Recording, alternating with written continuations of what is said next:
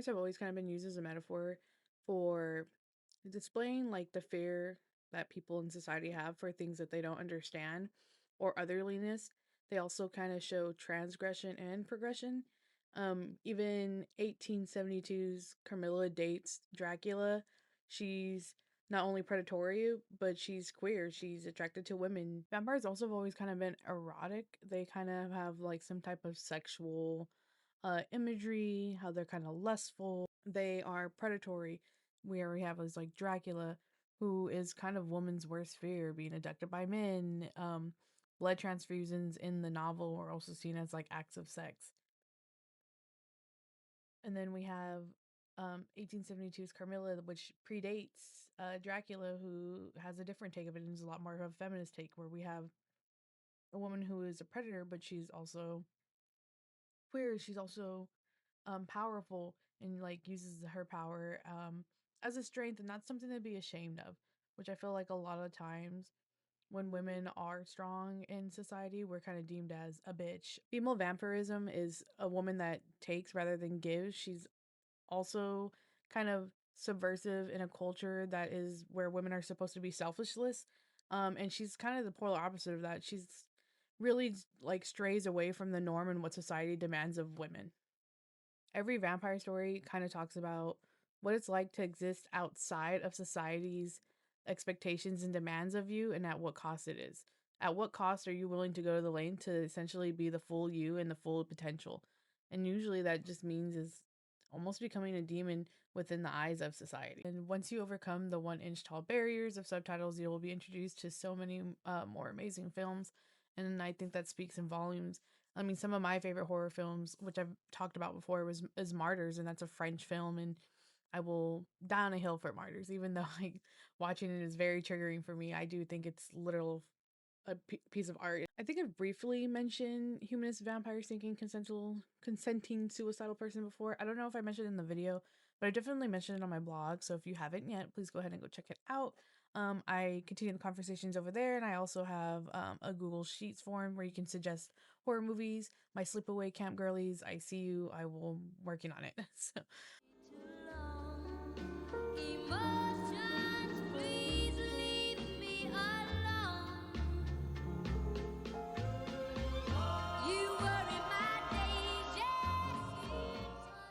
I think this one has a different take on what we anticipate from a vampire. In this film, we kind of see a vampire wanting to lean more into humanism, almost not entirely rejecting her vampire self, but she is in a sense ashamed of it. She refuses to hunt for her food. She prefers a blood bag from like a donated hospital or whatever means it is, but she doesn't like to do the initial hunting, the initial attacking, drinking straight from a source. It prevents Sasha from functioning, and it also makes her feel almost depressed in her own way. She's also a teenager for her age, for her vampiric age, so she is upset. She goes through something similar type of um teenage angst, teenage depression as Paul does. She's a woman who refuses to suppress her empathy to succeed in a system that rewards ruthless. She's kind of the opposite of these other two vampire women that we'll look at later in this video. But she wants to more be embraced of like a peaceful side. This kind of fights the idea that all women who are vampires are necessarily ruthless and powerful and evil, selfish sexual devices. The film's entire premise hinges on consent. Paul and Sasha's, their mutual negotiation. Paul doesn't want to die because he's in despair. He's been suicidal for a long time and he's calm about it. The relationship becomes about listening. Sasha actually helps him by listening to him, like hearing him out, perhaps for the first time anyone really has for him. The film kind of examines how society fails to hear young people in pain, and both Paul and Sasha kind of have their own pains, of course, different types. But Sasha's upset because her family just kind of forces this standard for her society on her when she's just wants to live her life the way she wants to and create music, create art. She wants to ethically source her meals. She doesn't want to hunt somebody and track them down and essentially suffer and be part of said suffering. Sasha's hungry throughout the film. She's physically, emotionally starving. She's not punished for her hunger, but she is helped to find a way to meet it ethically. The resolution doesn't ask her to stop needing, it just asks the world around her to be more creative about meeting that need. In contrast with the male vampires in her family who kill without guilt, their hunger is normalized, hers is problematized. But that also includes her cousin as well, who also kills without kind of any remorse. Most films that feature vampires kind of ask us, how do we stop the monster? In this film, we're asked as the audience, how do we kind of support the monster? How do we change the world to fit and welcome the monster into our world and make it almost that she can survive without having to hurt anybody? This is more than just like a feminist take, but it's also radical. It's also trying to abolish a system that pins the two societies against each other. And at the end of the day, this film, I love it so much. I think it's so cute. It's one of my favorite like monster romances. Um, it's just it's so innocent and like it's like I don't know. It's you. I just love watching love. I guess in movies, and especially when it's in horror movies when it's like monsters. Like I just geek. I think the romance is so sweet and so innocent. Considering he's like trying to help her find ways to ethically source blood, and evidently, they're each other's perfect match. They really found each other, and that's what's really so fun about that film. And it's a different take on vampirism. Oh, you know what's another good vampire love movie though? Um, Only Lovers Left. One I'm not going to talk about, but a really good vampire romance movie. I think I've talked about it briefly on a blog post, maybe. I'm not sure.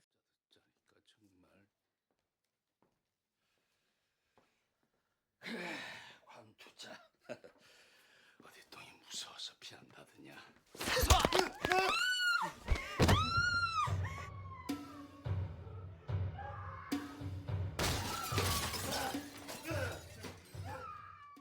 I'm like on the fence sitting when it comes to Thirst. I like it, but then like there's parts I'm like, I think you know what the biggest problem with Thirst for me was that it's kind of too long. But other than that, if you kind of like trim down the length, the movie's honestly really great. I think what makes a good parallel between Song Hae and Tanju is that Song Hae is kind of the idea that he's upset, he's suppressive of his vampirism, he's ashamed of it. Versus Tanju, she really embraces it. She kind of finds it empowering, and it's really a game changer for her.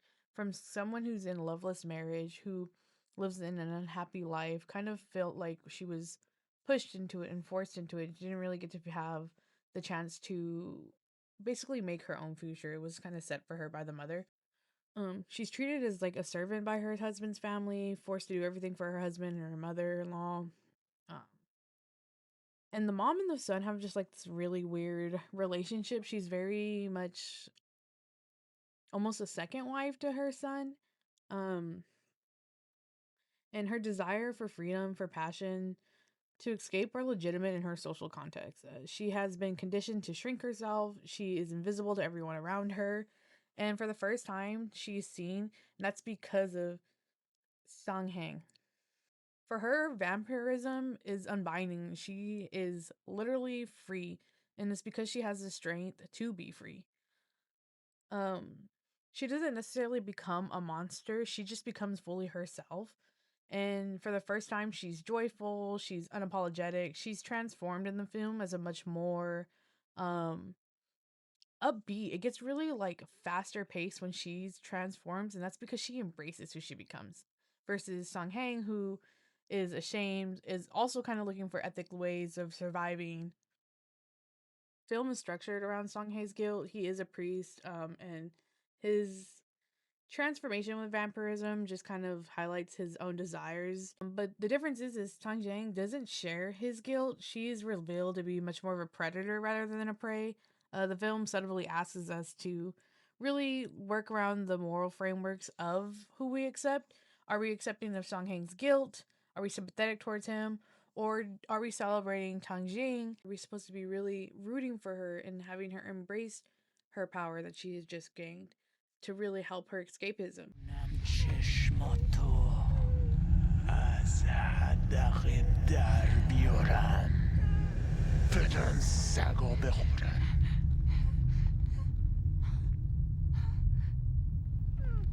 تو رو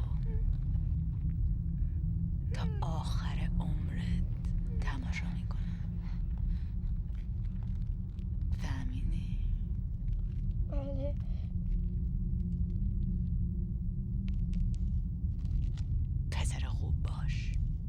Girl Who Walks Home Alone at Night is a really, really great film.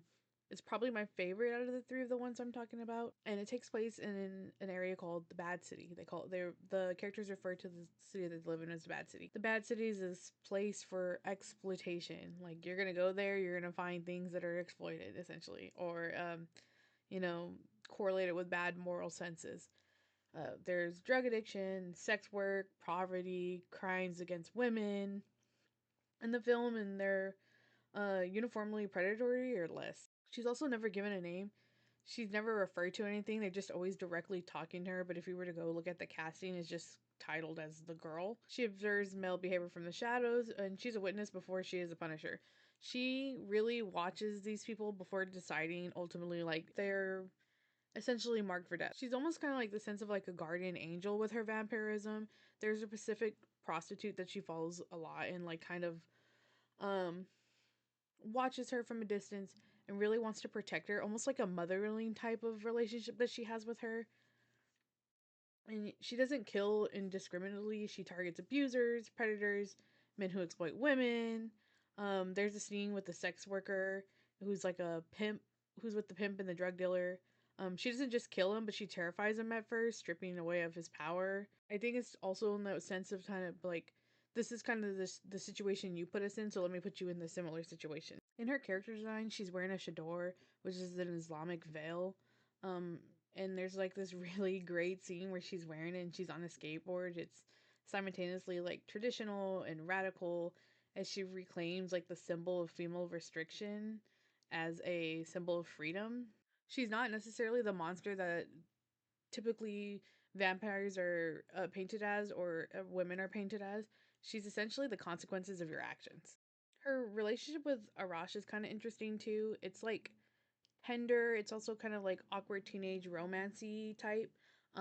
Both kind of lost in their own ways. They kind of don't know like what they're gonna do with their lives or how they're gonna go about it. You know, she's kind of almost a guardian angel of women in the city, or you know, victims in general, whereas he's kind of just supporting his drug addict father and kind of dealing with his debt and just trying to make his way. She's never punished for being powerful. She's not redeemed by love. She's not changed because she finds love. She's powerful from the beginning to the end, and she chooses when to be gentle. She chooses when she's like, okay, let me step back, and you know, support people when they need to be supported. When the sex worker asks her to, you know, to leave, she does. She doesn't fight it. She allows the woman to claim her space, and she doesn't push or anything. So really, she's not a threat to people. She's just holding you accountable. She's not out here killing just to kill. She has purpose. She has a moral ground that she's going to stand on. And if you were a threat to women, then you will be seeing her essentially. Feminist horror doesn't make women safe, it makes women dangerous and then asks us to root for them anyways. It makes you examine why female danger feels transgressive when male danger just feels like the genre. The vampire has always been about an appetite and about what we need that the world withholds, about the violence of the withholding and the violence of taking it away.